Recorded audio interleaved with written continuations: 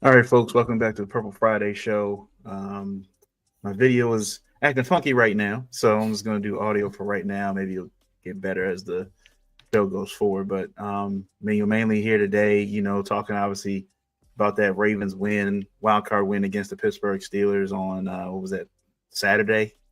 Yep. So look, phenomenal win by the Ravens. I can't say enough about what they did. It's a complete game.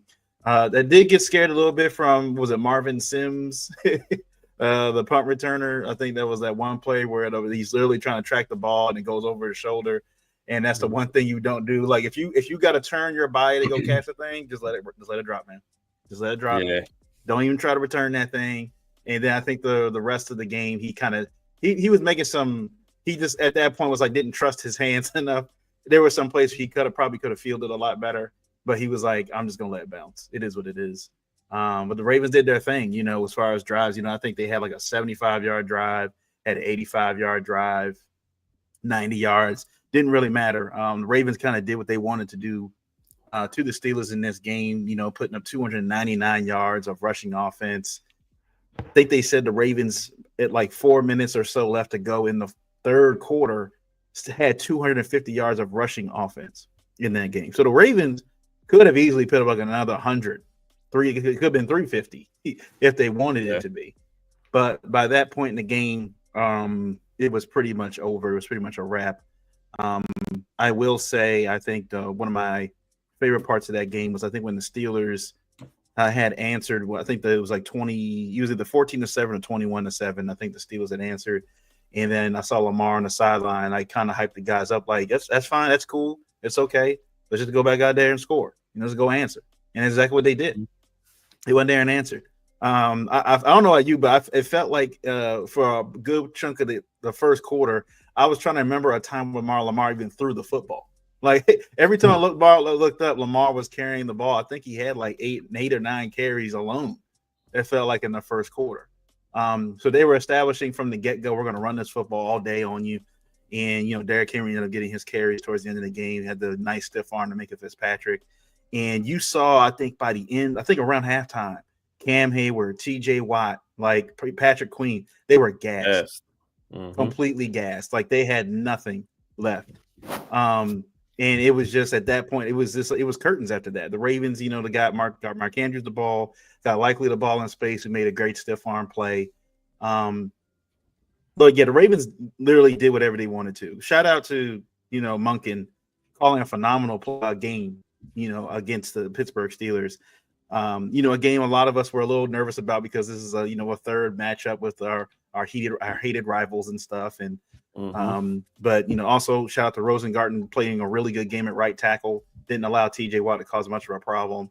It looked like at some point in the game TJ had a problem with his hand or with his thumb or something like that. And they didn't miss Zay too much in the game. Again, there wasn't a whole bunch of passing. I think Lamar only threw like 21 times in the game. So, I mean, that's the formula, right? If the Ravens can run over 25 times, get over 25 to 30 rushes, and Lamar only has to throw 20 to 25 times in the game, I mean, it sounds like the Ravens are just going to win most games.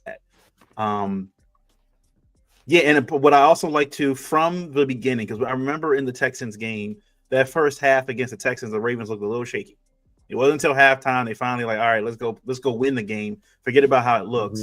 Let's just go win the football game. That's what they did in the second half. But we saw from the first play on, the confidence they had in the game plan, and Lamar not hesitating at all. I don't think I saw Lamar hesitate at all when he was deciding whether to go or whatever. And before I turn it over to you, the one play I love, I don't know how much it went for. I think it went for a first down, but the one play I loved was when TJ Watt was crashing down and he would immediately just hit Derrick Henry, but then Lamar had the ball, like complete fake out, and no one was there on the right side to really stop him. That was like, to me, when you have a successful run game, and why people have talked about even in the beginning of the season what this threat could look like with Lamar and Derrick Henry, and how hard it is to actually defend against. You got the speed from Lamar, but at the same time, you got to deal with the speed and physical strength of Derrick Henry. Not to mention on short and goal or short yardage situations, they put in Pat Ricard in there. They put Pat Ricard in there. and you got a 300-pounder, you got a 300-pounder and a 250-pounder running right up the middle. So that's going to be tough for anybody to defend. So look, shout out to them. Defense played a phenomenal game. Oweh got a key sack, I think, in that one of those plays. It was like third and 8 or whatever, and the Steelers were driving a little bit, but Oweh got a key sack, and they had to force them to punt.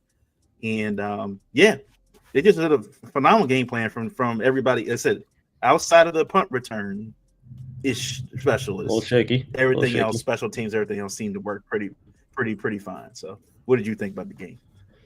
Yeah, man. You said it. It was phenomenal game plan, phenomenal execution of the game plan. I mean, I think everybody had to know what the game plan was going to be coming in to this game against Buffalo at home. But you know, they executed that to a T. I mean, this was bully ball at its finest. Ravens football, AFC North January football. We just literally, Steelers knew what we were going to do. They just couldn't do nothing about it, unfortunately. And you mentioned T.J. Watt and how they were just kind of crashing the running back. Yeah, they tried that several times, and actually that was the assignment. They told T.J. Watt to crash down on Derrick Henry no matter what Lamar Jackson does every time, and they were forced, or the instruction was to force Lamar to make a decision and force Lamar to beat you, which it didn't turn out being the brightest of ideas. So it was just a complete dominant effort from our offense, from the offensive line blocking. Lamar did not have to throw the ball a lot, but when he did, he had time. He did create additional time in that goal line touchdown pass. I think it was to Justice Hill when Lamar actually had Bateman wide open in the end zone, but he missed them, and he still was able to create a play right before the half with only 11 seconds left and get that touchdown out to Justice Hill to score the touchdown right before the half ended. So that was just some of this, the magic that Lamar creates on a week-to-week basis. And, Derrick Henry, a lot of his success has been predicated on Lamar. I said this last week. A lot of the pundits are saying how this MVP is, a lot of it's because, he has Derrick Henry in the backfield. But a lot of Derrick Henry's success, like I said before, is because of what Lamar Jackson is doing in the pocket and what he's doing as far as taking attention away from defenders. So it goes both ways. And you saw that on Saturday, and full-fledged primetime 8 o'clock game. It did not disappoint. Derrick Henry was just running straight through them fools. Nobody on that Steelers defense could do anything about it. They caught stiff arms. They were getting ran over. It was just a sight to see. I mean, seeing Isaiah Likely with that stiff arm to that poor defender, the guy's head bounced off of the turf, and it was just a point in the game where you're watching, you're like, oh yeah, this game is over. Even before it was over, we knew it was over, just based on not only just how the game was going, but the body language of the Steelers. They just kind of took everything from them. They were gassed, they were almost uninterested after a while, because they just had enough of Derrick Henry, had enough of Lamar Jackson. So they had a bunch of clips of Cam Hayward on the sideline just on a knee, and he was just through. Like, they just took everything they had, and I think the Steelers really did come in there thinking they had a game plan to slow us down, and it just didn't work. They do not have the guys. They do not have the guys to hang with us, and it kind of showed itself. And like I said, the few times we didn't have to pass the ball much, but what really impressed me was when we did have to pass the ball, Lamar made some phenomenal throws in this game. It may not be simple. It may not have been like, eye-popping, highlight-worthy passes, but if you break it down and rewatch that game, that touchdown pass to Rashad Bateman in the end zone, phenomenal. I mean, he actually threw Rashad Bateman open in that play. It was kind of like a route where Tylan Wallace kind of like drew a lot of safety attention, and he got Bateman over the top coming across the middle. Bateman was not even open when the ball left Lamar's hands, but he threw him open in that play. So things like that is kind of what got us here. Just obviously running the ball and, play action, and just shout out to the offensive line who stepped up huge in this game, keeping clean pockets for Lamar to go in and do what he do. And like I said, just the attention that he attracted alone, you can't beat that. And that's the energy we're going to need going into this Buffalo game in Buffalo coming up. And defensively, lights out, lights out. I mean, the only concern that I have has been kind of my concern, for the last few games, is Brandon Stevens. I mean, you know, he was just he's just always out of position. Yeah. And even when he's in position, he can't find the football. It's like a chronic illness. Like it's something that's plaguing his game. And if I had a 1 week link going into this next week is, Brandon Stevens and what's going to be our plan, to make sure that he's in his correct spots.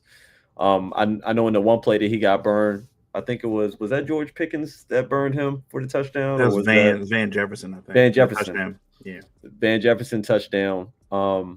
In that sense, I think Kyle Hamilton was over there as well, but there was some pre-snap communication where it seemed like Kyle Hamilton told him to make sure he gets back, and he just didn't get back in time, man. And you got Van Jefferson burning you up, like it's a problem. And then we've seen it multiple weeks, and he's been really the low point out of all these good games we've played in the last several weeks. Brandon Stevens, unfortunately, has been the low point. So hopefully he can get his act together for this next week, or either we figure out a plan to kind of supplement coverage over there. But outside of that, man, I really have no complaints. We've been, getting pressure on the QB. Like you said, Owe got that crucial sack in the game as well. And outside of that, we pretty much locked down, man. Pretty much locked down. Nothing. Can't say anything bad about what I saw, what was displayed on Saturday. Hopefully we take this momentum with us because we're going to need it in that, ice cold game we're about to have in upstate, up in Buffalo. But outside of that, man, Steelers are done. They're cooked. Blow it up. I mean, Yeah. they don't got the guys. That No. offense ain't it. I've been saying that offense ain't it. And things like that, you can mask it for a while, but when it comes playoffs, the truth comes out and the real comes out, and they just can't hang with us this year. So shout out to the Ravens, shout out to that offense, shout out to that lockdown defense that's been pretty much top number one in almost every category since the bye week.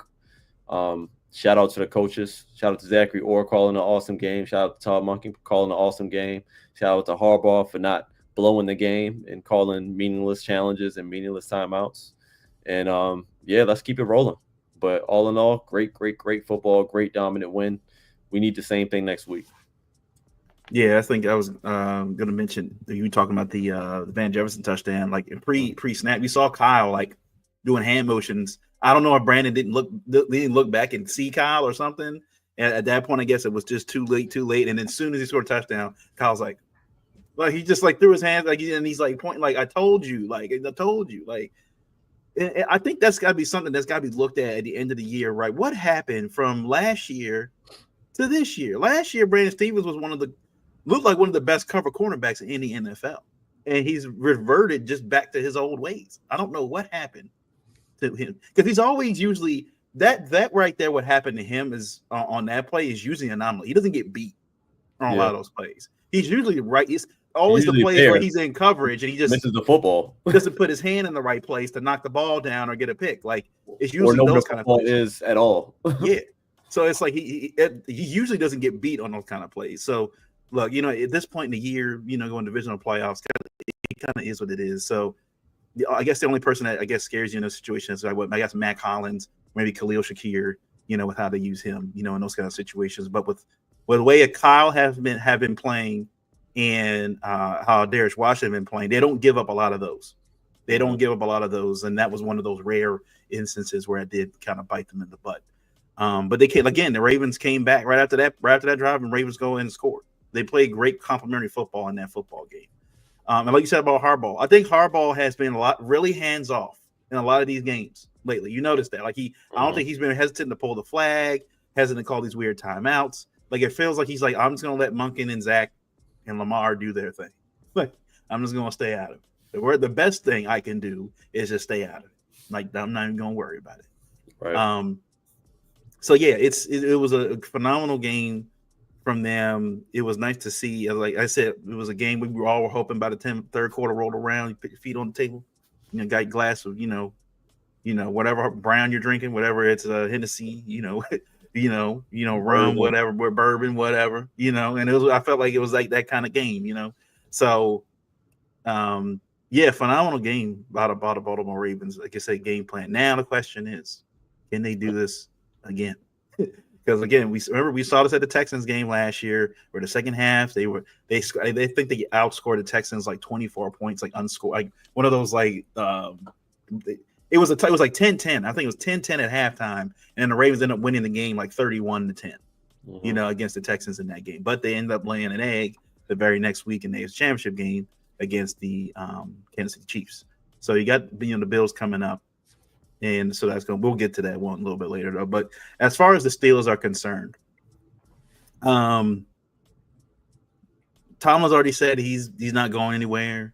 TJ Watt apparently came out and said he wants, I think he's, according to his contract, he's got like one more year, but I think most of his guaranteed money's pretty much been paid already to him. So he's looking for either an extension or maybe a way out. But like you said, it may be time for them. Somebody put out like a statement about the Steelers, and it's weird how it's worded, but it makes perfect sense because it's like they said the Steelers are good enough, right? They're good enough to win 9 or 10 games a season. Not good enough with the quarterbacks they have to make a deep playoff run. But the reverse of that is because they're just good enough, they're never in the right position in the draft order to draft the QB to take them to the next level. So it's like one of those things where, we don't like it as fans, but at some point your team has to have one of those years, right? Where you go 3-13, 3, whatever. You get 3 wins, 4 wins, but it guarantees you a top 10 pick. And you go out for the next, you get the guy. And they haven't done that since Ben Roethlisberger. They've been winning 9, 10 games a year, and they're just stuck in this lull. And maybe you bring back Russell Wilson for a year. Do you see what Justin Fields has long term next year, and just kind of let the chips fall where they may? If you lose 10 plus games, it is what it is, kind of thing. It's like, a lot of Steelers fans. Look, I've been seeing some of the stuff on X and some of the fans on the radio. They're done. A lot of Steelers fans are done. Like they're done. But they just want to blow it all up now. Listen, not every team can go back in the first round and pick their franchise quarterback at number 32. I try to tell people that all the time. We got lucky. Yeah. Ozzy saw Lamar sitting there still in the draft room and nobody taking him. And he was like, might as well, right? Yeah, the foresight. Might as well. And now it's funny. They said if you were to redraft that draft, now Lamar would be the number 1 pick. Like it wouldn't even be close. Lamar's number 1 pick. Easily. He went from 32nd to now one of the best quarterbacks in the league. And I think one of the guys, either Ryan Clark, Ryan Clark said it. He's like, Lamar's the standard now when it comes to QB play, especially for like dual threat quarterbacks. Like he is the standard now. You got to play like how Lamar plays. And it's just been, I think, really great to see how he's been since he got into the league. And I know a lot of Bills fans have been chirping about, last time we saw you on the playoffs, we did this to you. I'm like, yeah, that was like 4 years ago, man. That was 4 years ago, 2 MVPs ago. Like, like that. That's not this. That was that weird COVID year. Like that. Yeah, no. Like this is going to be a different thing this year. Right. But out of everybody, look, it's a weird place to be, but out of everybody in the division, the Ravens are the best set up for the next several years. The Bengals are fine because they got Joe Burrow, but with their wide receiver situation and contract stuff, that's still in flux. You don't know how that's going to work out. Cleveland's in another spot like the Steelers are. They got to blow it all up. Like it's got to go. Deshaun Watson tears his Achilles for the second time while he's already hurt. I don't know what his future is even going to be there. His whole season's in doubt this coming season. So Nick Chubb, broke, was it his ankle or he did something again on the same foot or the same leg. So his career is also in jeopardy now because of how he runs the football.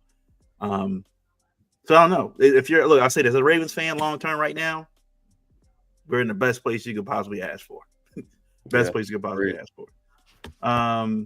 Let's go talk about where are we? Well, yeah, wild card weekend happening. So we talk about some of the other games real quick. So outside of the Buccaneers Commanders game, most of these games were blowouts. Yeah. I don't know. They were talking about this. Like, does it does it? They were saying maybe the NFL needs to go back to just giving 2 buys, giving 2 bye weeks, like a bye week to the first seed and the second seed, and just eliminating that 16. But it's too much money involved. You know, it adds an extra game, so they're not gonna do that. But it was a lot. It was basically a lot of teams that did not deserve to be on the field with the other team. They just didn't. Yeah, but it was also like, you know, it was still also upsets there because like that Chargers Texans game really didn't make any sense. I mean, Chargers went in, I believe, as I don't know if it's a strong favorite, but I think the Chargers were the favorite. Chargers have been playing the best leading up to that game, and for them to get blown out that way is like, I mean, I can't blame that on either team not deserving to be there or something like that. Like, you know, I think they both earned their spots there, you know, legitimately. But for Herbert to lay an egg like that is kind of crazy. Like you can't really blame the schedule makers on that one because I think, you know, if there was gonna be a blowout, I think everyone or more people would have thought that the Texans would have got blown out. But you know, kind of went the other way around. Yeah, it was wild. Like it was just so back and forth. It was interception, fumble. It was stuck at like a tie score for like a long time. And then it's that one play they showed where CJ Stroud he fumbled the ball behind the line of scrimmage, and he gets the ball down the field to Xavier Hutchinson, I think is his name. And then from that point on, like CJ was lights out after that. But I think it's time also now. I think we've said this, but I think it's time for everybody to stop talking about Justin Herbert in that class with Joe Burrow and Lamar. And I think it's time. Like Herbert he's got the arm talent, but I mean, guys like Jay Cutler also had arm talent as well. Like there are a lot of guys that have arm talent. It's just Herbert was making some bonehead throws. Only bail I will shoot him is that he has Quentin Johnston on his team. he dropped 5 of his target, all 5 of his targets. Big trash. And not only was he dropping passes, he was dropping crucial first down passes. Yeah. I was shocked that Herbert was even looking his way, honestly. I don't think it was Lad McConkey and him. Like that's it. Like, yeah, but that's the issue. Is like Johnston, if he could catch, he'd be a phenomenal player because he gets open. Yeah. But for him to drop those crucial plays, it was just like I felt bad because Herbert's throwing it to him because he needed him on those plays. Like, you know, obviously they're doubling up on Landon McConkey on most of those possessions. And he's doing what he can. He's still making plays too. But that'll be I mean, if there's any bail to give him, it'll be that. But it did. I think Disley dropped a couple. Yeah, he did. Disley did. Like, yeah. Like this was a blowout, but we, like you said, we saw how that game started. It was back and forth. It was kind of like nobody wanted to win at first, and it was anybody's game still. And, you know, Herbert, I don't think he's won a playoff game yet, but it sucks to add this game to his resume because it's kind of like, you know, he made some bad throws, yes, for sure, but his team definitely let him down more than he messed up, I think. In my opinion, anyway, just from watching it.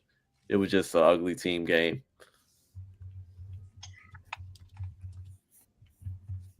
So we're on the Chargers. We're on Justin Herbert. After Dominique Foxworth said he's an elite quarterback still, no question.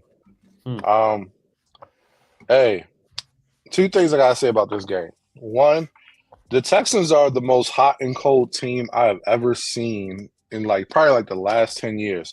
Like they're never just cool. They're never just average. They're always they look really good or they look like they're tanking. That's the Texans in a nutshell. They're gonna look like that this week. They are gonna look like they're tanking this week. Yeah. Well, yeah, but that defense they balled out in that game. My God. Oh yeah, absolutely. Yeah. I mean, hey, they have a good defensive coach. They have a really good defensive coach. But I will say, Justin Herbert, look, he's not awful. He's not bad. He's not elite. He's cool as a QB because and I don't know if you already said all this, but I shoot him a lot of bail just for the fact that his weapons, because I think 2 of those picks you put on the receivers, and I think one, it's all right, I'm just trying to make something happen at the end of this game because it's looking kind of sad out here. Yeah. So and he had a good season. You know, he's not a great QB, but it's hard to tell how great a QB is when Greg Roman is your offensive coordinator. Very True. true. Because Very like true. because at the same time, like Greg Roman didn't have a great game plan for that Texans defense. And I think, Greg Roman hones in on one type of player on the team, and he just feeds that player with no creativity for the other guys around him. Not saying their talent around them, but they're just Lad McConkey or bust, or Will Dissly when Will Dissly wants to catch the ball. They're that, and they don't have a run game. And Greg Roman without a run game is Useless. It's like you might as well not play. Yeah. So I got to give my man Justin Herbert some bail. But then I look at his contract and I'm like, no, I'm not giving him no bail no more. Because that contract is elite QB contract, but he's just an okay QB. He's prime Kirk Cousins, I'll say. Like in that class. Like, hey, he'll get you to the playoffs, but you definitely ain't winning the Super Bowl.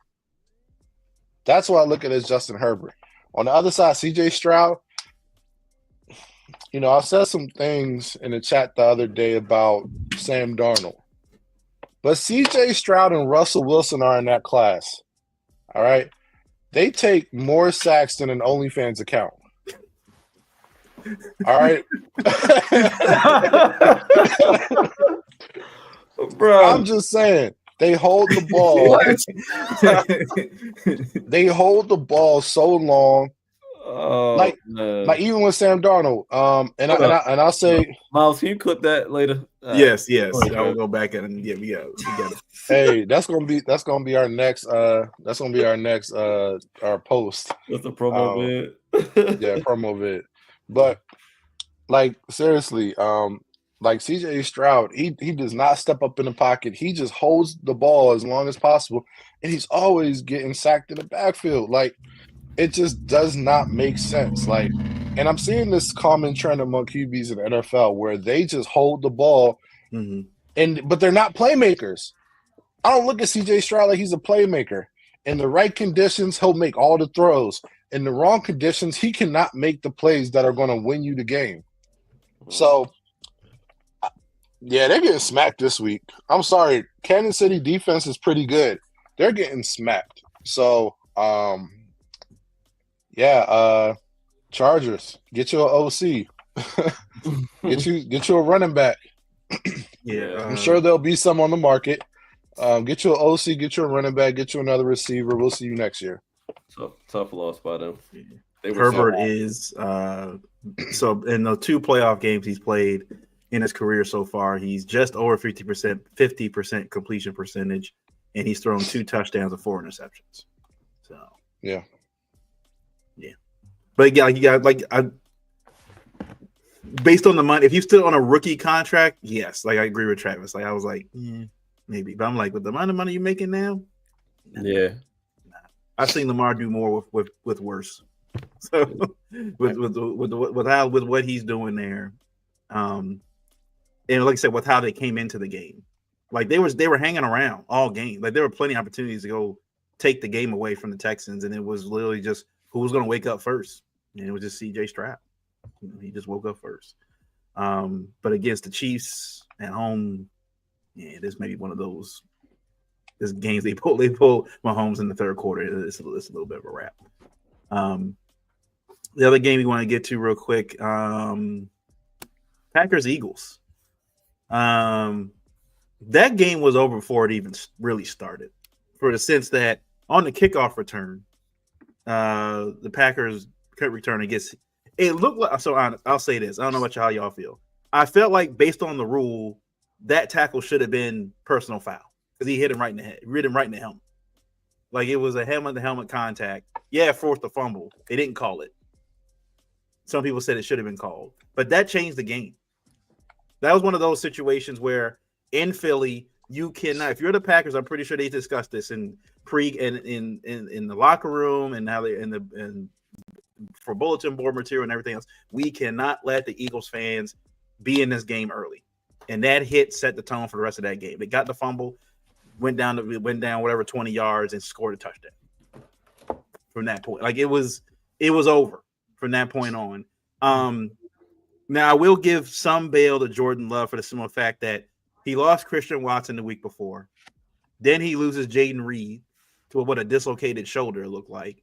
And then Romeo Dobbs, who was wearing with the Guardian cap, gets a nasty concussion. Yeah, he couldn't even walk off the field on his own. Like, that's how bad that was. Like, it was a point where they had gone a commercial break. He was still on the field, and then they show him walking back. He couldn't even, like, put his feet on the ground. That's how bad of a concussion he had. Like, he lost all 3 of his pass catchers in that game. Now, mind you, I don't think any of those guys are elite pass catchers. They're good as a group, as a unit. So once those guys were gone, that was it. Like, I mean, credit to Josh Jacobs. They started passing him the football, and he was the only one really making plays out there on offense. Like, he was trying. He was trying his hardest, but it was a tough thing to deal with for the Packers in Philly.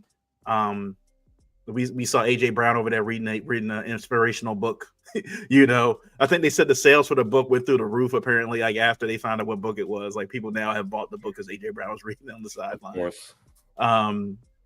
This is also a game, passing wise, it wasn't a big game for Jalen Hurts as well. Some attribute that to the fact that he was coming off concussion protocol, and a lot of times when those guys are coming off concussion, they say same numbers he's had the last 4 or 5 weeks. So right, and that's the thing. I think everybody else has said this for weeks, but now they want to use a concussion all of a sudden as a scapegoat, saying, "Oh yeah, that's the reason why." I'm like, they complain about passing since week 9, week 10, when AJ Brown said it. Like, they complain about the passing in this offense for all season, And look, they made the plays they needed to make, but going forward, and I think Saquon had 120 yards, I think, of rushing offense in that game as well.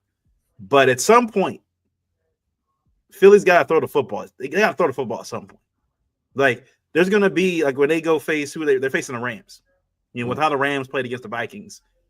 If the Rams get up by 10 points early and you got to throw your way back in this game, if I would ask your Philly fans there, do you trust Jalen in this passing offense to go catch up? Hell no. Do you really trust right now this passing offense to go catch up, which they haven't been doing all season? Like, I don't trust it. Yeah. Jalen hasn't been the same guy. I don't know what's been happening, but what's going on with Jalen. The last 2 years, this year and last year, he hasn't been the same guy throwing the football. Like, after that Super Bowl loss to the Chiefs, like, he's okay, but he hasn't been had that year that he had when they played Kansas City in the Super Bowl. Since then, he's just been he's been average as a passer. They really like having Saquon there. Like, you talking about who's MVP? It might be Saquon Barkley. Like, Saquon, if Saquon's not there, I don't know if the Eagles even really here right now, for real. Like, yeah. The defense is good. Keon Mitchell starting to struggle a little bit as a rookie. I think he's not used to playing this long because usually you're back in school at this time, so like the rookie stuff starting to set in. But he's letting some stuff go as well. But overall, the defense still been playing really, really, really, really well. They're doing the brotherly shove. I'm not going to say the other phrase on this show. They're doing the brotherly shove, for a first down and continue to do that. But like we saw even last year at some point. I'll say this: the way that Rams defense was playing, I don't know. I don't know. Like I said, they got past Green Bay because Green Bay just through attrition just fell apart. But next week may be an issue. Yeah, it'll be interesting to see because the Rams defense, that's probably the best I've seen them look all year, and I don't know if they can keep that up against this Eagles team. Not that the offense is that high powered or anything, but their running game is still serious. Like, Jalen Hurts, he's been throwing for probably like between 100 and 130 yards for like the past several weeks, and that's all they've needed to get the win. So I mean, if he does just enough, just to make the defense respect the pass a little bit, that's usually enough for Saquon Barkley to go off. But even with that, I think their big thing right now is defense. I mean, their defense has been ferocious. I mean, that D-line is just unfair, honestly. And, I think the thing with the Rams is what they need to make sure they do is protect Matt Stafford because we all know what Matt Stafford looks like when he's under duress. It doesn't look good. So I think if they can somehow keep him clean, I think that'll be the biggest shot for the Rams. And then, because if he's able to get that offense cooking, then, we're talking about, they could run away with it. But with the fact that the offense is not as high powered as what the Eagles offense used to be, seeing as though I feel like teams now are kind of playing them a little bit one-dimensional and kind of daring Jalen Hurts to make plays. But that's probably going to be the game plan for the Rams going into this one. But I can honestly see this game going either way. I do think the Eagles are probably going to get the win on this one. I think it probably still will be a close game. But I just have a feeling that this game is in Philly, correct? Yeah. So I don't know, man. It's hard to go up in Philly and get a win, especially an NFC indoor team, just to go into Philly and do the same thing. I just can't see it happening this week against them. And I think it's going to come down to Matt Stafford. And like I said, if he's under pressure, which I think he will be, he's not going to look like he did this past week. I think we're going to see another Matt Stafford. So, there's also January football. The temperature is going to be a lot different than what they enjoyed up there in Arizona this past week. It's just too many factors going against LA. The trip, the flight over, like it's just, I think it's just too much against them. And even though they have a lot of talent and a lot of weapons over there offensively, I just don't know how much they can sustain that if Matt Stafford is under pressure. Hey, I just want to say this. Trey, did you get like a ring light or a new camera or something, man? You looking extra crispy over there. Like you got a different type of internet than us. Bro, I got a new laptop. Oh, the laptop is bright. Okay. Yeah, I guess it's just the laptop. The filters. Man, you got like 8K over there. Hey, man, I had wifey got me a new MacBook. Look, I'm looking like I could disappear. Right. You're looking crispy, 8K. I ain't mad at it. I guess the specs is upgraded on this MacBook, man. I don't know, but shout out to wifey. All right. So, look, I think it was like Dan Orlovsky who, is a Josh Allen Glazer, but I'll let that slide for this topic. Dan Orlovsky said a while back, if this Rams team gets healthy, they can make a run. And they went from being under 500 team to making a run. And they're scary. They are scary. I don't think the Vikings game was like an anomaly at all. Granted, Sam Darnold. Yeah, Sam Darnold. But they play good defense. They have pass catchers all around. Like Puka Nacua is looking like a top 5 receiver in this league. Maybe top 3, but I might be reaching. But the way he catches the ball, the way he runs it, like just with power, is insane. And Matt Stafford isn't turning the ball over, so they're looking scary. They're looking very scary. Look, I know they're going to Philly. I know everything you said, Trey. I'm with you on that.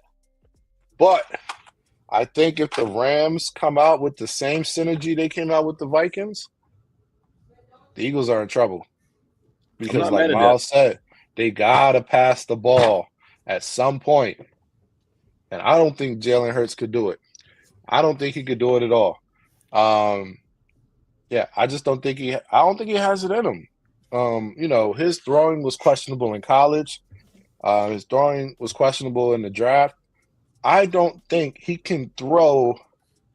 He can make make championship quarterback throws unless the conditions are perfect. He's in that mode where he can't make those throws unless the conditions are perfect, and the conditions are not perfect in Philly. He's under duress at times. There's times where he has to throw a receiver open. He has to fit the ball in the tight spaces. Like, I don't think that's a strength of his. And I think his coaches realize that. So they're going to keep running the ball, brotherly shove here, brotherly shove there. Like, that's what they're going to do because they realize it. And I think if the Rams come out and they put points on the board, Philly will not be able to keep up with that. I'm not saying it's going to be a blowout, but I think the Rams come out with energy and they're clicking. I think the Rams could take this game. I honestly think the Rams can make the Super Bowl. As crazy as it sounds, this team, the way they're clicking right now, like, you know, like we've seen teams before who just like they start clicking like 2 weeks before the playoffs and they just go on a run. The Giants, the second time they played Brady, they came out of nowhere to make that run. So it's happened before, and this Rams team is very much like that Giants team, that Eli Manning team. So I think they can take it. I'm not mad at it. Yeah, I think that's the thing too. I don't know if people have forgotten that. Like, it's not impossible to win a Super Bowl from the wild card seed. Like, I don't know what people have forgotten over recent memory, but several teams have won Super Bowls from the wild card seed. I think that's the one thing I don't like about what the media is doing now. Like, kind of just discounting some of these teams. Like, they were discounting the Rams. Like, I think Rex, what was it? Not was it the Texans? When Rex Ryan said, "Oh, the Chargers got a bye week by playing the Houston Texans," and Joe Mixon did like the smoking a cigar after the game, you know, said smoking that Rex Ryan pack or whatever, because they basically just discounted them the fact that, oh, the Chargers got a bye game. Like, it's the playoffs. Mm-hmm. Anything can happen in the playoffs. Team gets hot at the right time. You just take a unifying moment, whatever that may be. Teams can use that and propel themselves to championship football. Like, so I'm not going to discount anybody that's in the playoffs right now, unless you're the Pittsburgh Steelers. But the Vikings play, that man probably lost $30 million in that game. Before that game, he was on track to get $50+ million. He's probably now closer to like maybe 25, 30. Maybe if that. They really have to, like, the way he played, not just that game, but that Lions game too. Like, it felt like he just, I think I told you guys in the group chat, it felt like it was Space Jam. Like, whatever juice, whoever's talent he took for like 14, 15 weeks wore off. Like, because he just became old Sam Darnold again. And I think I'll say this for the Vikings, it probably makes the decision a lot easier. Like, we're gonna go with JJ next year. We're gonna go with JJ. Like, winning 14 games and getting bounced in the wild card round is nasty. Winning 14 games and getting bounced wild card round is just embarrassing. Justin Jefferson on the side, like, and that's the other thing. You've now deprived us of another week where we can't see Justin Jefferson in the playoffs. One of the best wide receivers. Two of the best wide receivers in the game are now not in the playoffs. Justin Jefferson and Jamar Chase. It's ridiculous. Yeah. It's ridiculous. So it just goes to show, like, look, I said, I think last week, I was like, I think that, you know, the fires in LA and the rallying around the city, and, you know, they got family and friends that live there and stuff like that. I think that at least for that game, that propelled them to a victory. I think in that game, because I think a lot of people didn't have them winning. Everybody had the Vikings winning that game, and then the Rams went out there especially on defense, and just gave Sam Darnold hell. They just gave him hell. Like, I think he got sacked like 9 times? They set a record. They set a playoff record 9 times. It was bad. He got sacked for almost 100 yards. He lost almost 100 yards in sack yards. Like, it was crazy. Yeah. So, like I said, some of that was on the line, but when you look back at some of those plays, like you said, like you guys said, like, you know, guys, like you said, Travis, like, these quarterbacks holding on to the football, just holding the football for whatever reason. And Sam Darnold, again, is a statue. He's not a playmaker. He's not going to move. Mm-hmm. You know, they can get to him easily. So the Rams move on in that situation. And then the other game we're going to talk about here before we talk about the Bills Broncos, Commanders Buccaneers. Probably the most competitive game of the weekend for sure. And it really kind of came down to that fumble. The Buccaneers had the ball in the fourth quarter with I think it was around 2 minutes left in the game, or under 2 minutes in the game. Had a chance to go down the field, I think kick a field goal and go win the football game. And Baker Mayfield, they ran some kind of, I don't know if it was an option play or a jet sweep or something.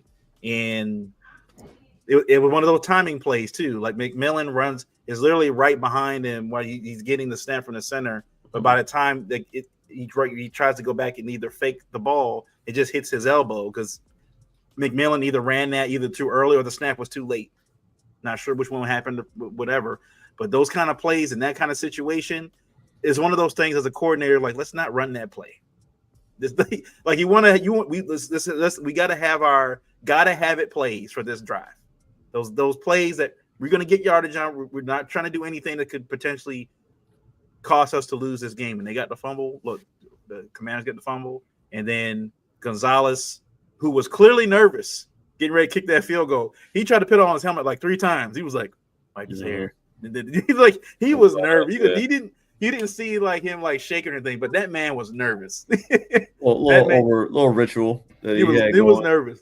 He kicks that thing and hits the right upright, and it goes in. Of course. But the Commanders been winning a lot of their games like that this year. I'll give credit. Look, Jaden Daniels, like Lamar Jackson, the reason why I think the Commanders have been in a lot of these games is if it's 3rd and 7, 3rd and 8, whatever, Jaden has no problem with just taking the ball and running for 8 yards. He's getting the first downs, keeping the drive alive. If the ball's not guys stepping up like Zacchaeus or whatever, Alamond, I think I can't pronounce his first name, but Zacchaeus, wide receiver catching, being crucial for them later down the stretch in these games. The defense playing pretty good football for the most part. Dan Quinn has those guys ready to play. They do. So shout out to them for winning a very competitive football game, but they got to go play Detroit this week. And I think they get Dave Montgomery back too. Washington's okay. They're good. I don't know if they can really deal with that. If Montgomery's back 100% and you got Jahmyr Gibbs too, that 1-2 punch will be tough to defend. And then who do you have for Amon-Ra St. Brown? Who do you have for Laporta? The Ben Johnson does a really good job of making sure Jared Goff gets the ball out in time. They're not going to have, they're going to have the problem the Vikings had. Like, they do a really good job of getting that ball out in 3 seconds or less. Do a really good job of doing that. But then again, look, the Commanders been winning some weird ways this year. If they find a way to keep that game close, watch out. So Bobby Wagner don't get trucked like he did by another quarterback. I'll say the Bobby Wagner, look, his feet wasn't. I don't think he expected that to happen. Hey, man, he ran up on him. And it ain't go the way he think it was going to go. So hope they'll run up in Detroit with that energy. He gonna have to come a little stronger with that one. Mm-hmm. That's a be Wag too. Like he 12-time Pro Bowler. Yeah. Yeah. But yeah, that was a great game. It kind of sucks sometimes when you just see a great game just end off of an error like that. Yeah. But and what do you say about Baker? Like, I mean, I don't really have negative things. Baker is who he is at this point. It's not like, he's not a young buck in this league. He's been around for a while. He's going to make his mistakes, but he's going to put up numbers at the same time. Yeah. This team had a phenomenal run game for the majority of the season, but, they've been notoriously getting off the slow starts and, picking it up later. But, this type of stuff comes to bite you in games like this. And it kind of did the same, but it was an epic battle. Jaden Daniels is just simply the rookie of the year. And, they would just, Buccaneers was just at the wrong place at the wrong time, unfortunately. I mean, they just met a really, really good matchup in the Commanders. And Jaden Daniels got guys that you didn't even think about looking like stars in this league. So shout out to him. Shout out to that team. And, it's going to be a lot more interesting in Detroit than a lot of people are going to give Jaden credit for. But, this is going to be a good game. This is going to be a good game. And I can't wait to see it. Hopefully they don't get ran out the stadium. I'm hoping they don't. I do want to see a good game. But, I wouldn't be surprised if the Commanders, give them a run for their money. I wouldn't.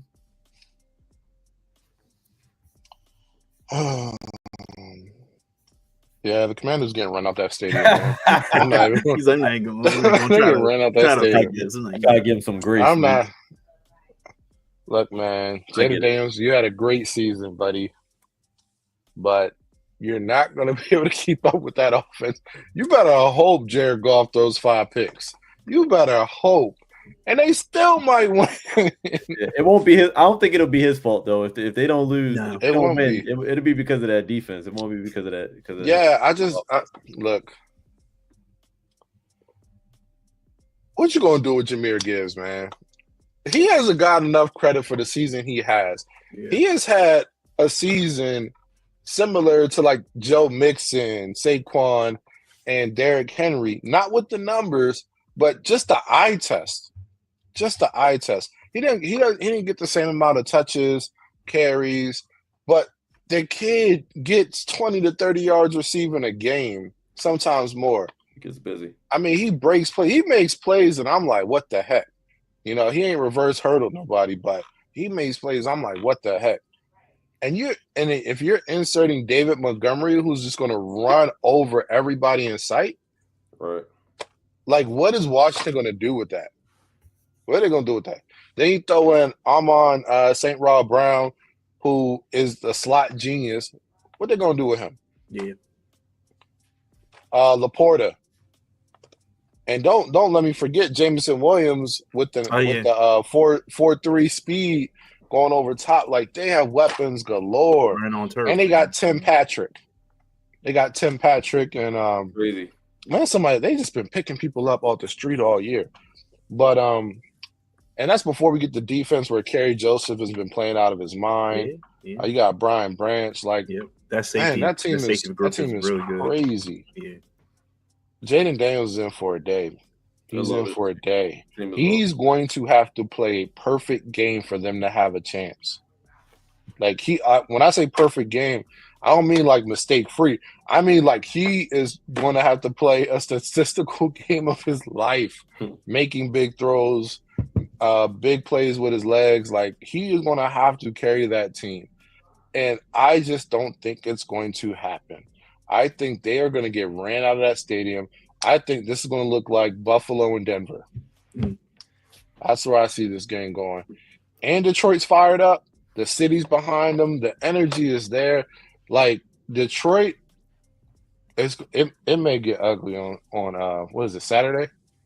Yeah, I think they play Saturday. If that happens, it'll be interesting, man, because we never seen Jaden Daniels like riled up. We never seen him like flustered, like we never seen high him or low, right? He's just like, been even. I don't think we've seen Jaden Daniels get blown out in a game. So like if what you're saying is going to happen, it'll be the first time we've seen he's been how he reacts to that type of situation, because I think that's been the positive. That's been the best part about Jaden Daniels, is that he's kept a level head in these games. It doesn't seem like he gets nervous. It doesn't seem like he gets too hyped. Like, he like settles down that offense, and no matter what the situation is, you always feel like they're in it. So I wouldn't be surprised if they do run him out the stadium, but I would still be interested. That'll still be something for me to see, just to see how he's reacting to it if it does happen. Yeah, it'd be interesting, because I think the only game they've lost by more than like 8 points was the first game of the season. Yeah, which is understandable. So, first game. Yeah. The only thing I'm worried about with Jaden is the way he runs the football. He takes too many shots. They be hitting him good too. Like, he takes too many shots. Killed. There was that one play out of bounds. That one play out of bounds. Good. Any given Sunday. No, They it hit was him good. that one play out of bounds. That's where the they play. launched him into the air. Like, he got launched. Yeah, it was and sick. he got his body went all contorted. Like, My man, face was bleeding. Bro, come on now. Y'all had he had a Nelly cut. He had to go get the little Nelly band-aid on it. Like, he need to learn to get out of either slide or get out of bounds, man. That's the only thing I'm worried about with him, and especially they're going to be playing on turf, which is there's no forgiveness, a lot in these dome stadiums with the ground that they play on. So it's not like you in like grass where you can just bounce off of it and be okay. Like, he's got to learn to slide. Like, he takes too many where he dives head first or whatever, and he's like getting hit in the ribs, he's getting hit in the shoulders. Like, That was his choice, not man. coming into the draft. That's what everybody was saying coming into the draft because he took a lot of those hits at LSU. Yeah, like Like that's what he's known for. chill. He won't be able to take a lot of them hits in the NFL. Yeah. So, So I'm like, Yeah. if that happens, I feel like if that happens in the game early, or like Anzalone or Branch or one of them, look, I know they don't headhunt anymore, but I guarantee you Dan Campbell's probably telling them like, look, you see Jaden Daniels open field, you hit him as hard as you possibly can. Like Pause. Pause. Like it's like they want. I guarantee you in the first, when the Commanders get the ball first and Jaden Daniels takes off, they're going to set a tone. yeah. The Detroit defense is going to set a tone very early. And I think, like you guys said, then with Jahmyr Gibbs and Dave Montgomery, I just don't see, like, Brian Robinson's cool, and we got Austin Eckler, but he's not a 3-down back or anything. Like they used him a few times in that Tampa Bay game, but not a lot. And I just feel like the fact that Detroit can literally they can hand the ball off 30 times and split carries with Dave Montgomery and Jahmyr Gibbs. And I just looked at the stat. Jahmyr Gibbs is tied with Derrick Henry and James Cook for most rushing touchdowns this season by running backs. So I just don't know. It may be one of those games where it's like at halftime, it looks close. Like it's like, oh, this is a competitive game. But I think that the Commanders defense just get worn down. I just don't think they'll be able to defend Montgomery and Gibbs all game. And then whatever Ben Johnson decides to cook up. I know he's got some play. He's had 2 weeks now to kind of prepare for this. I know he's gonna have a wildcat with Sewell. Sewell, right? He's got some plays in the red zone. He's gonna be dialing up. I know he is. Push with Sewell. That'd be crazy. 330 pounds. Like who's gonna stop that? Like, come on. The key to a lot of these games is really roughing these QBs up somehow. Like remember when that used to be the number one key to the game? Used to be to get the quarterback unsettled, get the QB knocked around and beat up. Take it back to the Ravens. It has to be that because I feel like that's the only way you can beat Detroit is to knock them off their rhythm. They are a very rhythm oriented offense, and it starts with Jared Goff. And if you knock him off of his block, then that offense just doesn't go the same. Even if you're not getting sacks, like just hitting him. Yeah, QB hits. Yeah. It goes for a lot of the games, but I think it's even more important in that particular offense the way they run everything. So. Yeah, man. But the thing is, Jared Goff is a check down king. Yeah. I mean he'll throw it like that's design check downs too. Like it's crazy. Like was it Montgomery gets a lot of receptions? I remember one game. I think I saw Jahmyr Gibbs with 5 receptions, David Montgomery with 6. He'll check it down. And it will be a situation where Amon-Ra St. Brown will get 2 catches the entire game. Those are those kind of games. So he'll get 2 catches.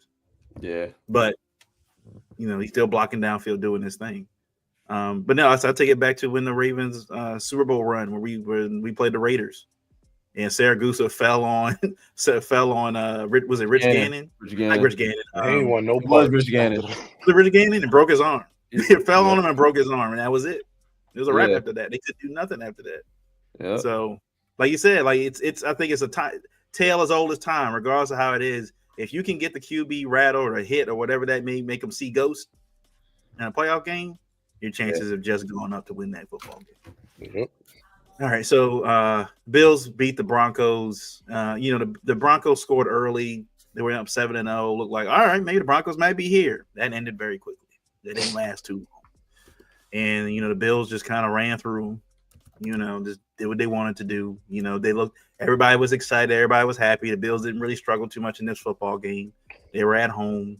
DeMar Hamlin got a fake interception, whatever that was. They called it. They called it back. They called it back. Yeah, he took his helmet off and everything and celebrated in the stands, and they called it back.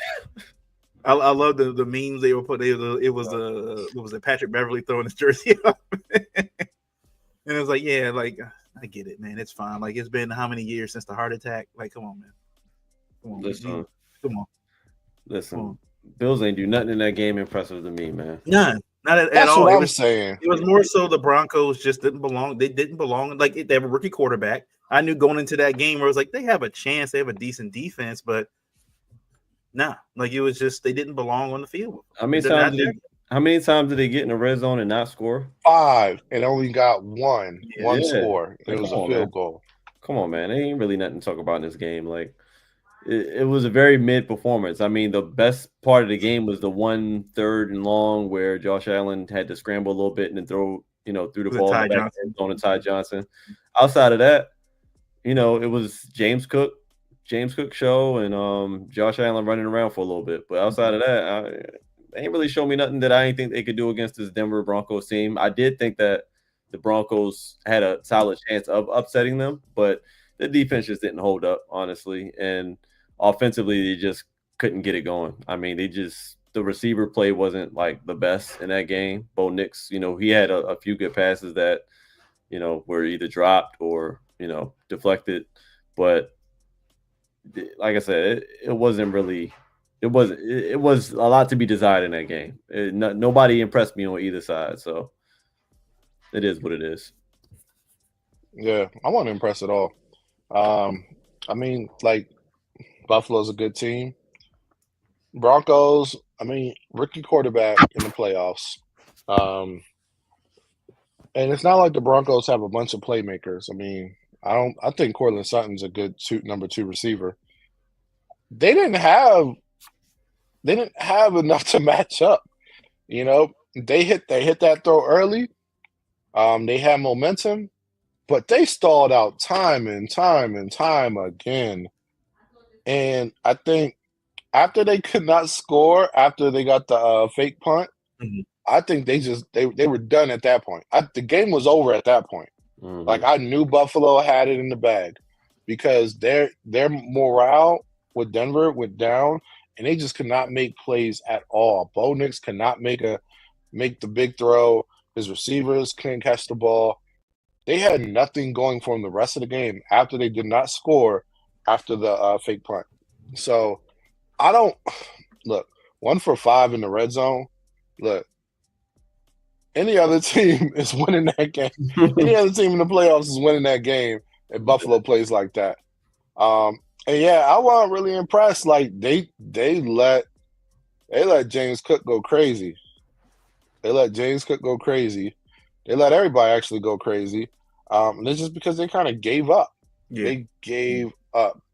But try that against us. Try that against us. It's not gonna happen. I'll say that for later. And like Corey said, that missed field goal at the end of the half too. Yeah. They were deflated. They gave up. Yeah. It's a young football team, and the guys don't really have a lot of playoff experience there. So it's like, Sean Payton. I think they'll be with some good players next year. The Broncos definitely could be. I'm not saying the Super Bowl contender, but they could compete fairly well. But again, it was one of those kind of warm up games for the Bills. It felt like. I will say the Ravens have done better jobs against better running backs. Defensively all season. Even with the passing game and how it's gone up and down, the one thing that's been standard for the Ravens is they've been able to stop the run. Like, they don't let anybody run on like that. Let's see. Let's go to, if we have any, Bells and Pookies for the week.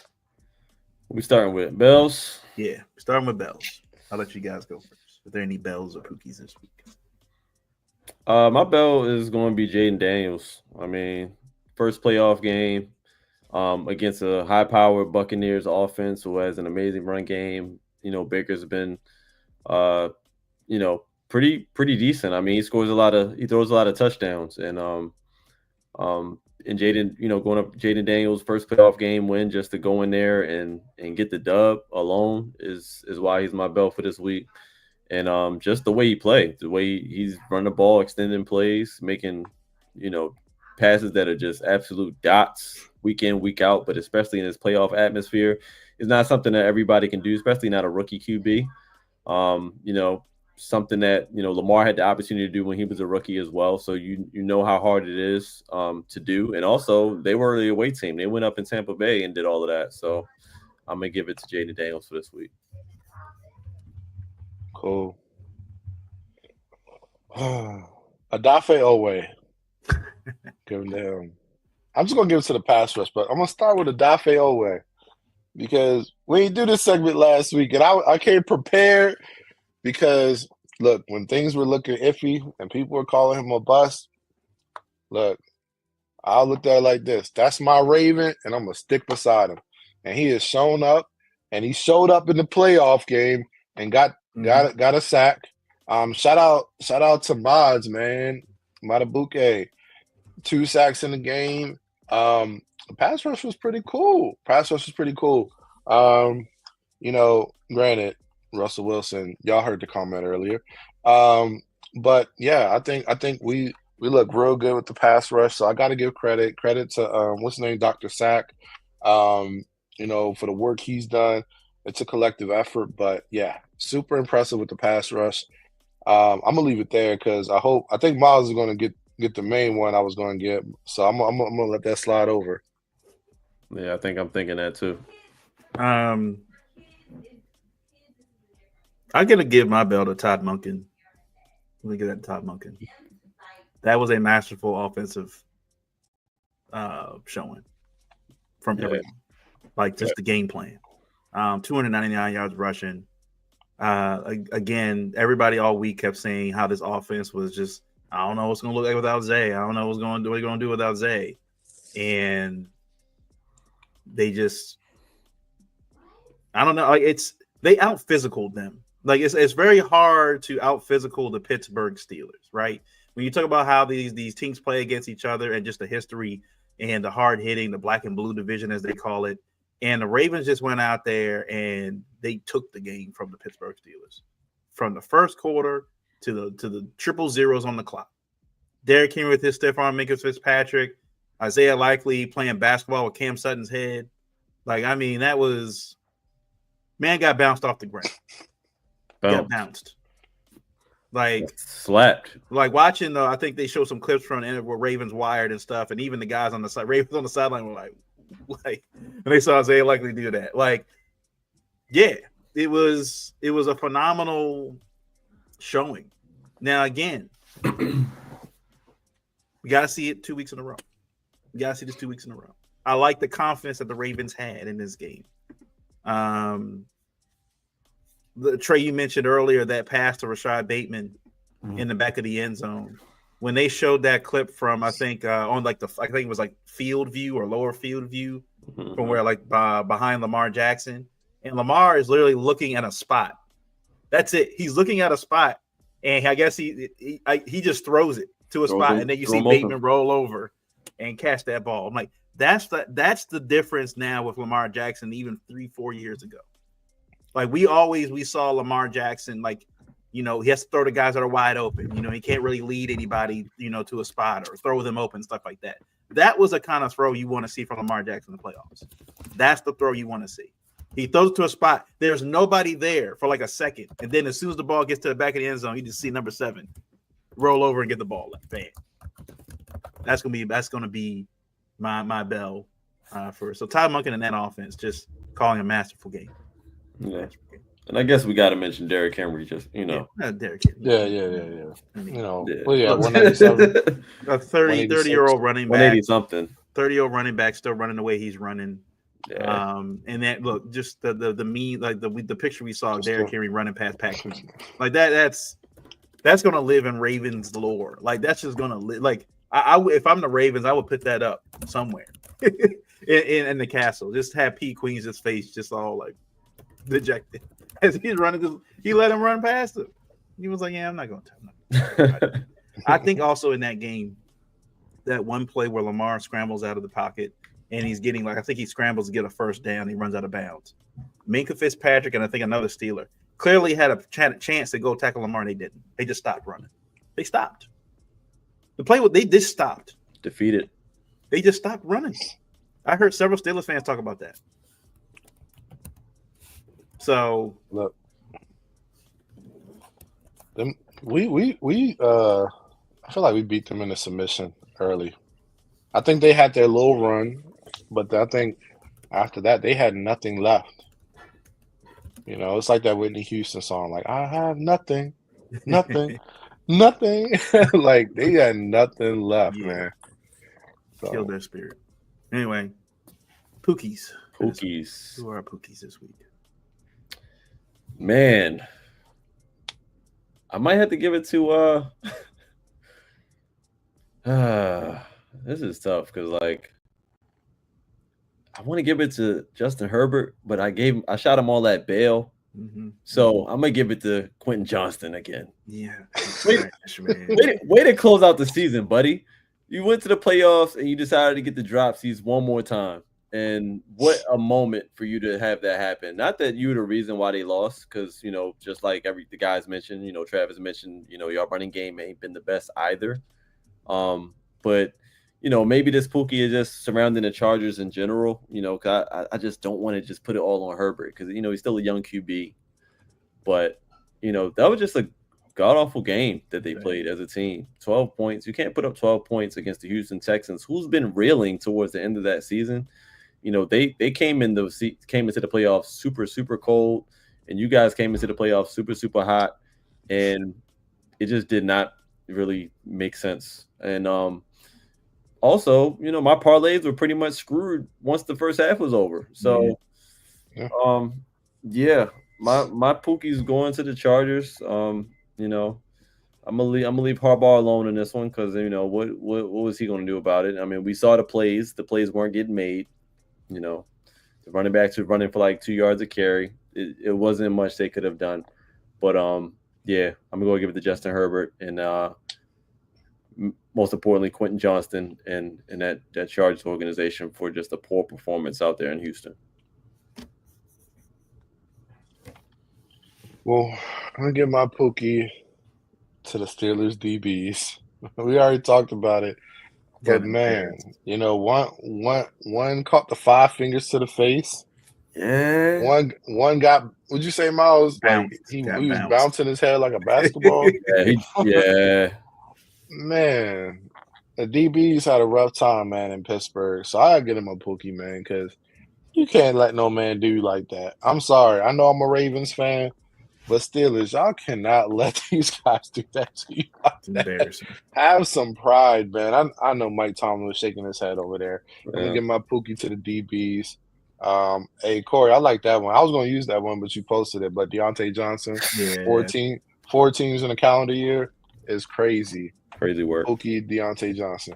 Yeah, I was going to – that was going to be my Pookie anyway. Deontay Johnson. Oh, my bad. Fact that, he said it. No, he said it. I mean, like, look. I mean, he had the same issue in the Houston locker room after they won. And they said Nico Collins and I think another guy had to like calm him down. He was pissed off. Why didn't I play and all stuff? And they cut him. Like, yeah. He's not doing himself any favors going into 2025. I'll tell you that right. Hey. Not doing himself the game. Hey man, get on back here so we can get this comp pick up out of you. Right, get this. We can't give him to the Super Bowl. We can't. You can't claim him to the Super Bowl. So I'm like, that's got to deal with him. Just get a pick. He get cut by 2 teams and play 1 snap between 2 teams. One more honorable mention, man. Tony Romo, dog. Yeah, he was great when he first started. I'm getting sick of him now. He was glazing Josh Allen off a dump off. I couldn't believe my ears. He said most quarterbacks wouldn't, get off my television, fam. He was Krispy Kreming that man. him and Chris Collinsworth. Krispy Kreme. Wow. It was bad. It was bad. I was like, come on. Him and Chris Collinsworth. It was a dump off pass, dog. You would have thought he threw a dot from 100 yards away. He threw the Lamar touchdown. Look, right. That's what I was about to say. It ain't Lamar at Cincy. Nope. He ain't made no look pass. All right. Before we get out of here, Ravens versus Bills preview. So, cold game, 6:30 at night. I think the Ravens are wearing, if I'm mistaken, all white for this game. I think they're wearing all white. So, icy look for this game. It'd be nice if they had white helmets to go along with it, just to hold the whole look. It'd be nice if they had white helmets to go along with it. But anyway, this is going to be Lamar's coldest game. They're calling for like 8 degrees. I think feel like 8 degrees. They showed the stats. Lamar typically plays well in the cold weather games. He's got like a 109 passer rating or so. Like he does pretty well in these games. Last time they played the Bills, it was in 2020 in the playoffs. They ended up losing, 12-7 or something wild, something crazy like that. It was a very low scoring game. Lamar, obviously the big takeaway from that game was the pick 6 that he threw. So fast forward 5 years later, and here we are. This Bills team, yes, they're playing at home. Yes, they got, gonna be a little precipitation, but I think it's gonna affect the field. It's not gonna be on the field accumulation wise.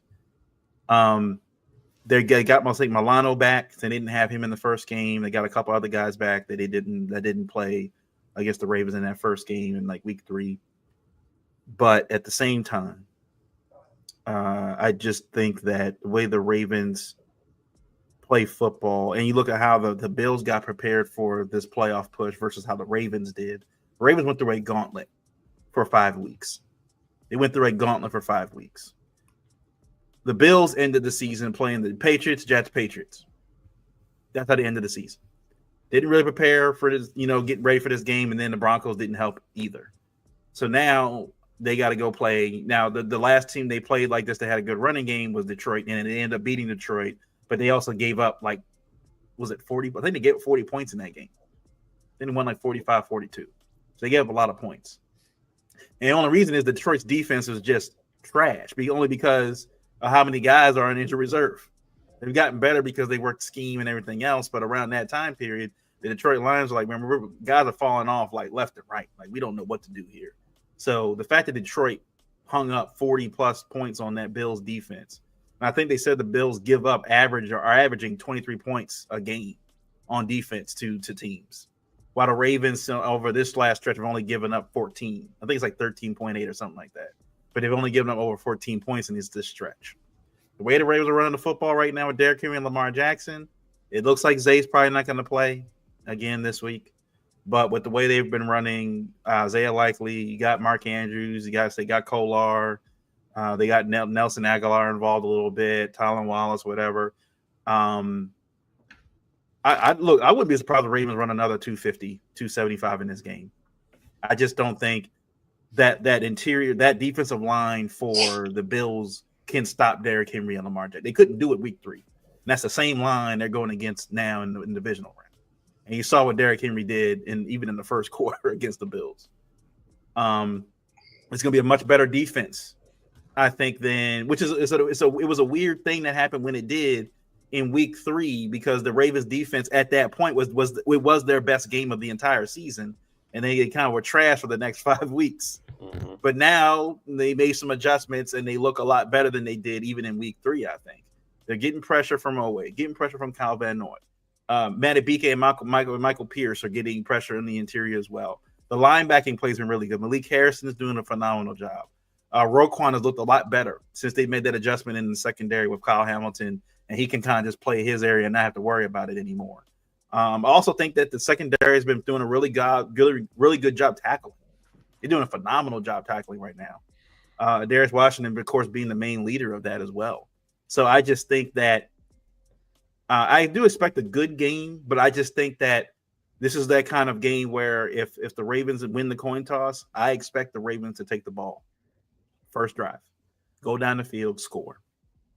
And this game is going to come down to, I think, just what quarterback is going to commit less turnovers.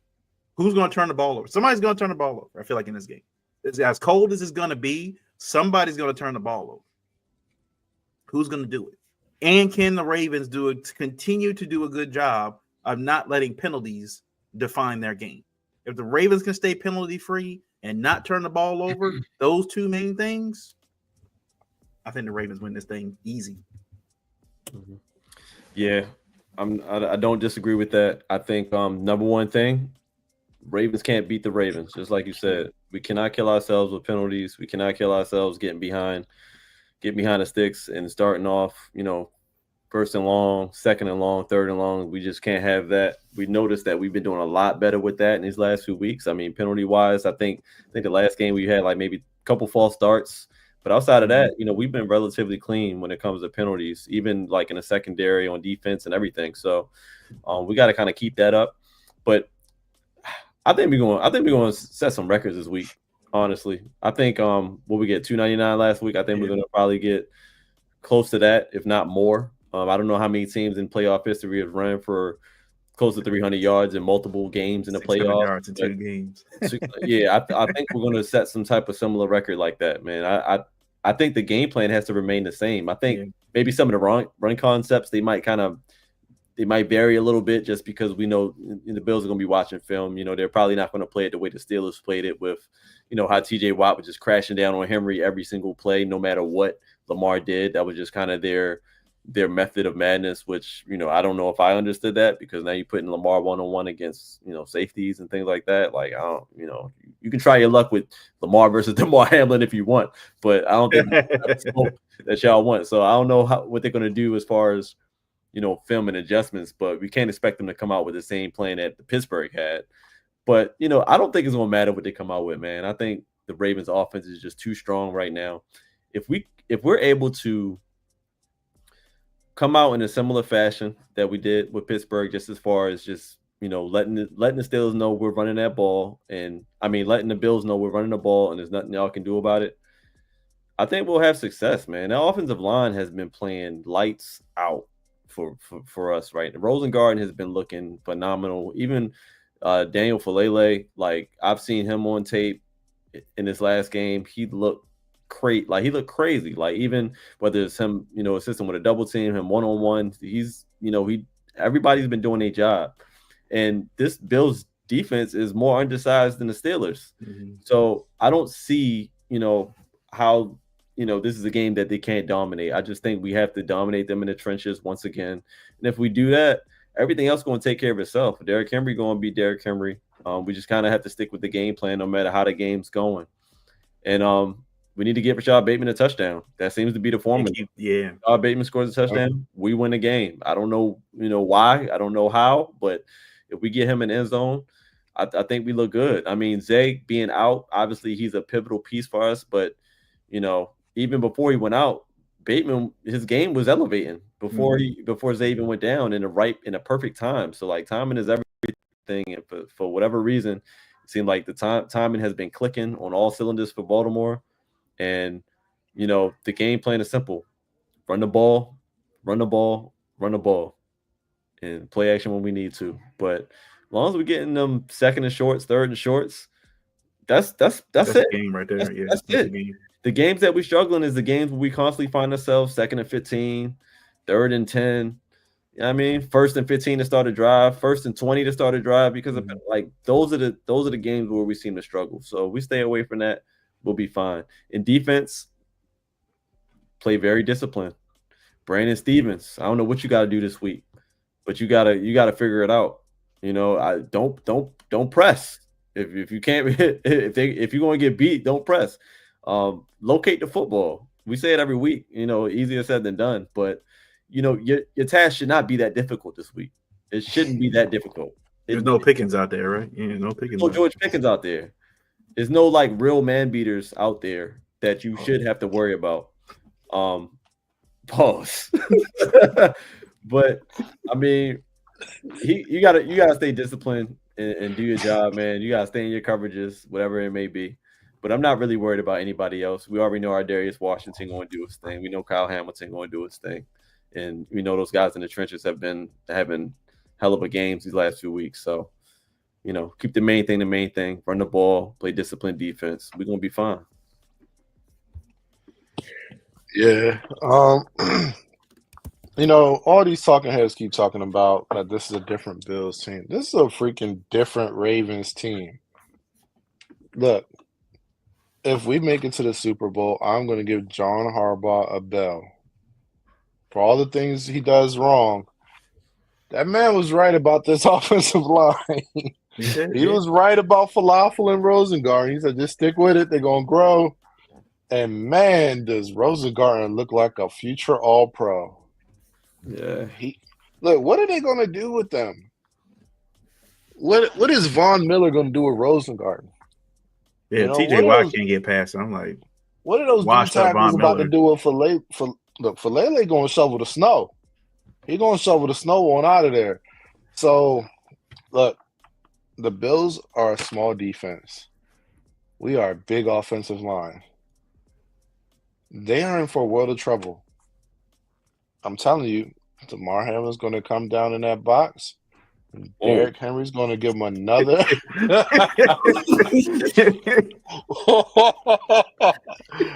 He gonna do what? DeMar Hamlin is going to come down to make a tackle, and Derrick Henry is going to send him into cardiac arrest again. Oh, all right, that was too far. That was too far. This is it. Yeah. Hey, man. I'm just saying. Look. They don't want any problems with this team. All right. So I think, like you said, man, we run the ball. If we have a solid game plan just to put the ball in Derrick Henry's hands. I love the fact that Lamar Jackson and Derrick Henry were kind of in tandem early. And we didn't see that too much during the season. You know, look, what Lamar had, 6 carries in the first couple drives. Mm-hmm. Derrick Henry had a bunch of carries. We haven't seen them in tandem. It's usually like, one gets going in one drive, one gets going in another drive, but in tandem, it's scary. It's scary. And I want to see what the Bills' response is going to be to that, because I think we can control the time possession. If we control the time possession, I think the game's over. Yeah. Because say what you want about James Cook. James Cook ain't running for 100-something yards on us. No. No, he's not doing that. And look, Brandon Stevens, like you said, he ain't going against George Pickens this week. He's going against the dumber George Pickens, which is Keon Coleman. The dumber, less talented George Pickens.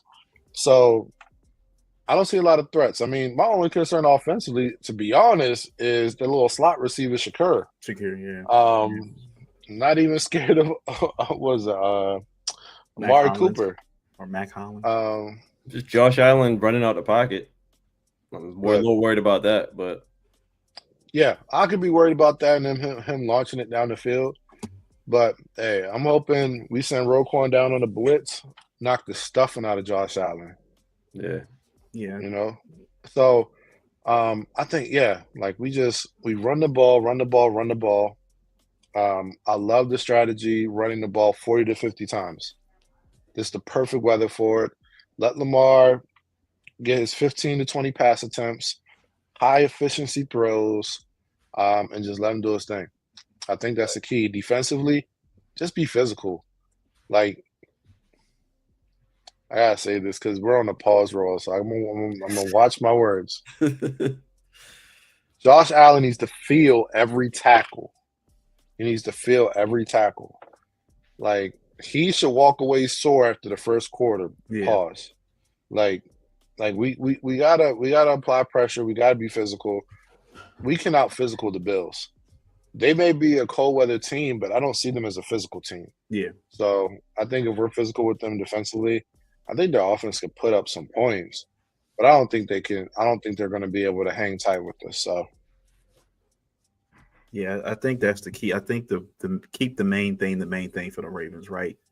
What we saw, and I was telling this to a friend of mine at work, that what I think we said this before in that Chiefs AFC Championship game, it felt like Harbaugh and Lamar were chasing a narrative, trying to win a game for Lamar passing. Like were trying to show the world and NFL world, look, Lamar can win by throwing the football. I think this year, hopefully, it seems like, forget all the narratives. Go win the championship, wherever that means, or how you have to do it. If that means this week again, you got to run for 13 times and run for 100 or 80 yards. I think he had 80 yards last week. If you got to run for 87 to 90 yards, that is what it is. If we get to the Chiefs game and you can throw for 250, 260, fine. But we got to win the football game. By any means, that's win the football game. And like you said, Travis, physicality. Like, I want to see almost every time that when Josh Allen is getting off the ground, like he's wincing. Like he's just like he's doing like that. Like he needs to be wincing when he gets off the ground. He's got to be making business decisions after a while. Like, I want him making business decisions. Like, he's not even going to take off or he's going to run out of bounds after 1 yard. Like, nah, I don't want that smoke. I don't want that smoke. So keep the physicality. Just keep it like that. And look, the Bills crowd is going to be loud. Ravens got, they've been playing well on the road this year. Take the crowd out of it. I think Lamar and them can do that. And I think, again, it feels like the post-game stuff that we've seen from the locker room, the interviews Lamar's had recently, it feels like they're locked in. It feels Harbaugh seems like he's locked in. Again, he's staying out of the way. It seems like he's just not getting involved in a lot. He's just like, I'm just going to stay back. I'm just going to chill and let Lamar, Zach, and all the rest of those guys do their thing out there. So, all right. Before we get out of here, what is the outcome? What's the score? If it go the way I think it's going to go, I think I'm going to predict 30 to 30, 30 to 20, 30-20 Ravens in Buffalo. I think we dominate the ball. Run the ball. 24-14 Ravens. I think it's going to be 27-20 Ravens. And I'm not saying it's going to be close. I think it's going to be one of those situations where the Ravens are just up and the Bills are time is running out. They're trying to play catch up. There's just not enough time left on the clock for them to win. I think that's what it's going to be. They're going to get like a cheap touchdown at the end, but the Ravens will win this one handily in this game. Yeah. So. I hope we put 40 up just like Corey said. I hope. But that'd be nice. We put 40 up on them, man. Win the football game. Look, we gotta bring shots to the pod next week. Yeah. Nah, we only do that if they get the AFC Championship game. If they win the AFC Championship game, then we do that. I'm not celebrating. Oh, I was down to bring a full bottle if we did that. So okay, just go the whole pod. We passed out before the pod's even over. Hey man, right. now if they win the Super Bowl, we passing out on the post Super Bowl pod. Yeah. Oh, that's a fact. Yeah, I'm not going into work the next day. I already know that if they can win the Super Bowl, get off. Take care of these Bills, man. Yeah. That's it from us. Hopefully the Ravens, win this game. What else do you usually say? Pull it out? Will they pull it out? I hope everybody pulls it out. Pulls it out. No need to make mistakes in 2025. Pull it out. So hope the Ravens win this game, move on to the AFC Championship game, whoever that may be. The Texans or the Chiefs. Ravens just got to handle their business on Sunday night. Do their thing. Maintain the main thing. Play Ravens football. Be physical. Let Lamar be Lamar. That's it. So that's it from us. We'll catch you guys next week. So peace. Peace.